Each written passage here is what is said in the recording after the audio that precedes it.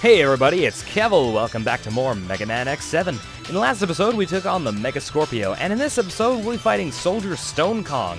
And we'll be playing as X, and taking advantage of all of his abilities, because he does have a charge shot, which is useful, and I plan to use it.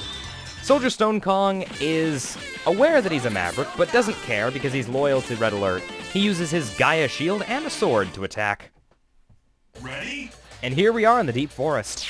Immediately to the left, there's a 1-up. Make sure you grab that. And let's show off X's charge shot. Yeah, it's massive, it's very powerful, and it is awesome. This here's a Ruins Man. If he's not throwing rocks at you, he'll jump into the air and make rocks come at you from below, and that is a very annoying attack.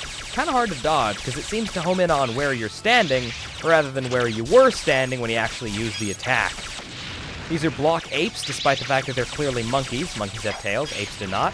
If you shoot the white one like I did for the first formation, then they'll all die. If you shoot the orange one, then just the orange one will die, and they'll break formation and fly towards you. Jump, rather. Couple Monkees here. Not too dangerous.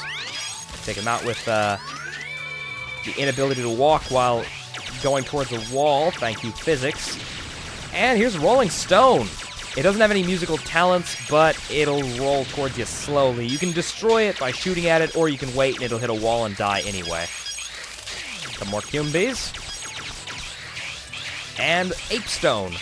Very weird enemy here. Some of them move, like this one.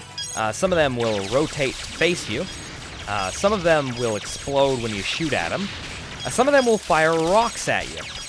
Which ones do which seems to be completely up to whatever Capcom decided they would do when they were copy-pasting enemies into this level. It doesn't make any sense at all, but yeah. Once you memorize it, it's pretty easy to get through. They're not that difficult, they're just kind of blockages. A couple Monkees here, made to catch you off guard, but if you just walk forward calmly, they won't hurt you. And Heart Tank. Grab that, if you want to. A little bit of a tidbit. Never dash while wall jumping. It is a terrible idea. Also, never dash off of that thing. It's also a terrible idea. And just never do anything in this game, ever. It's a terrible idea in general. Just don't. Okay, some point right there. And also, blind jump, because we love those. And here's another Ruins Man who's jumping at me, so let's not get hit by that, eh? Oh, this is dangerous. Yeah, when he does all the jumpings, it's a very bad thing. The next one, thankfully, is a little easier to take out if you know what you're doing. Wait for this ape stone to go down. Because while he's at the top, there are spikes there, which will kill you. And then, just kind of stand right here and either shoot at him or charge shot. Anything that'll destroy him will work fine. He's not that difficult. He just takes a little longer to kill. The block ape on top, on the other hand, is a little bit trickier. Couple ape blocks there. They like to be in formation, so it's pretty much a blind jump getting down. Sort of dangerous to go down there. I got lucky that time. I'm not always lucky. You know this. And here's a Mega Ruins Man. They're the same in every way. I think they even have the same amount of health, just that this guy takes a lot more pain to destroy because his jumping attack is pretty much going to hit you unless you're really quick and are very careful about the bees. There's a extra over here, but I'm not going to be getting that because I want to save that for the actual extras. Got these guys. They got the Ruinsman here. And be careful, because there's more stuff to kill. Okay. Yeah, weird hitboxes. Thank you. Also, there's stuff up there that I can't even hit. There it goes. Block apes. Try and destroy their shots if you can, because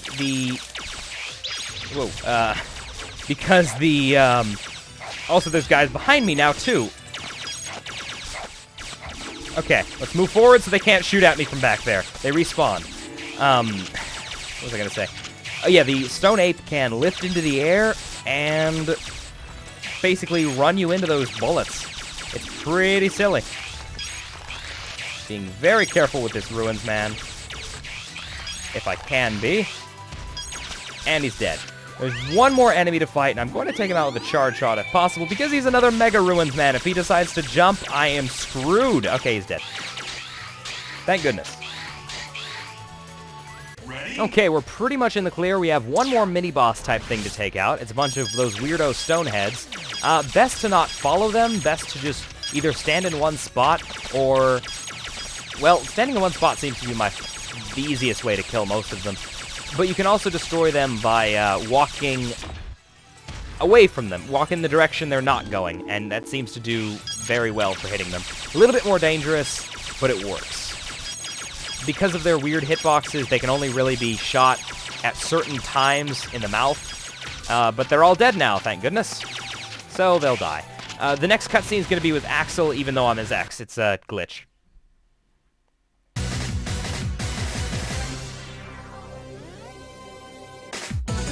Great and wise Stonekong. How could you, of all people, do such a thing? We have already strayed from the path.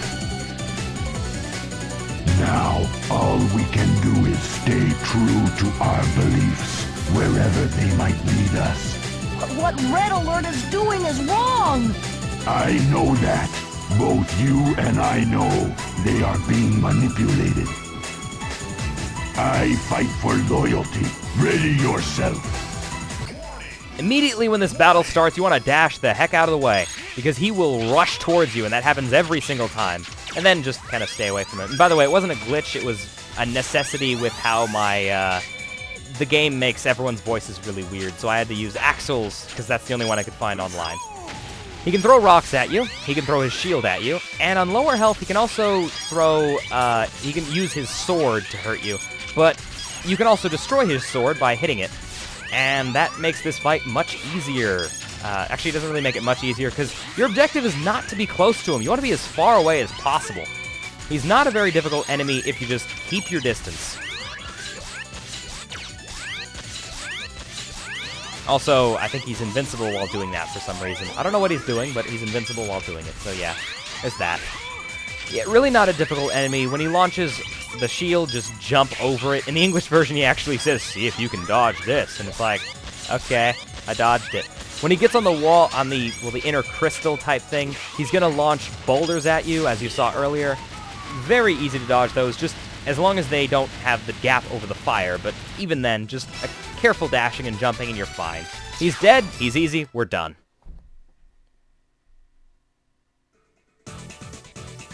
And we get our little mission readout. And we get a new weapon, the Gaia Shield. Normally, it's just a little shield that goes in front of you. It deflects enemy attacks, but it's very weak. When you charge it up, though, with the buster part, it'll launch big boulders on either side of you. Well, halves of a boulder. And that's a lot nicer of an attack. The shield itself, completely worthless. And we get mission readout. Decent clear time. No damage taken. So, as a result... No, don't explain this, Alia. I don't care. It's obvious. All of the numbers mean things. Come on. There we go. And because I did no damage, X is suddenly SA rank. He's the best hunter in the world now. We get 2 life ups from that, both of them which go to X, and also an energy up. Every time you kill a boss, you get a life up and an energy up. Plus you can find the heart tanks, and Reploids will give you those things as well, but I don't have any of those unlocked. Basically, I've collected all the Reploids somehow. It's something to do with the save file. I don't really get it. Either way, stage select. Well, actually, no, let's save first. Yeah, let's save the current game data.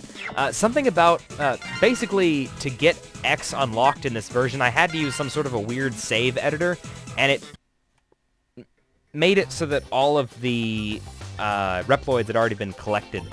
Don't really get it. Anyway, save successful, and leave using escape.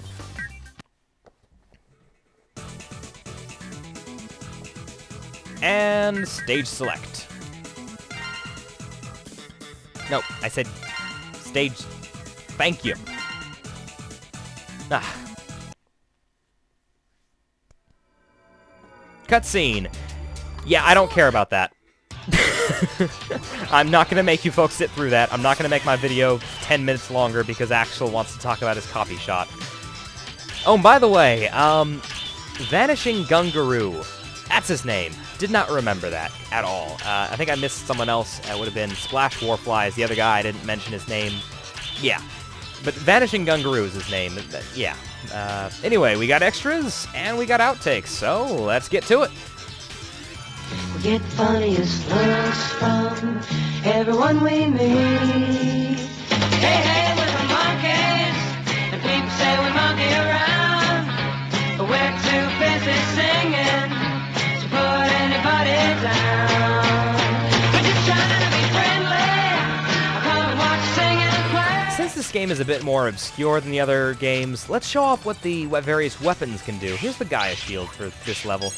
It'll hurt enemies if it rams into them, and anything that hits it will explode, like, for example, these guys' shots would die. Otherwise, though, it's really not a good weapon. The only sort of useful thing about it is that you can shoot while you've got it, so it's kind of a passive ability if you want it, but unlike Shield Sheldon's weapon, which is great for that thing, the Guard Shell, it will run out really quickly, so it's not that useful at all. Just never use this weapon unless you're using the charged version. Alright, extras time. Like I mentioned, there is a capsule over here, the leg parts, because this is a beginning stage, and the beginning stages always have the leg parts. My dear X, take these feet parts. It's a leg capsule, man. Like, not feet, they're leg. With these, you can glide. Jump with the triangle button, then press the triangle button once more, but you must use them only to do good. Promise me. It's like he's talking to a baby and, like, giving it candy or something, and that sound was physically painful. Then X disappears, and suddenly he's got weird boots. And let's watch what they do.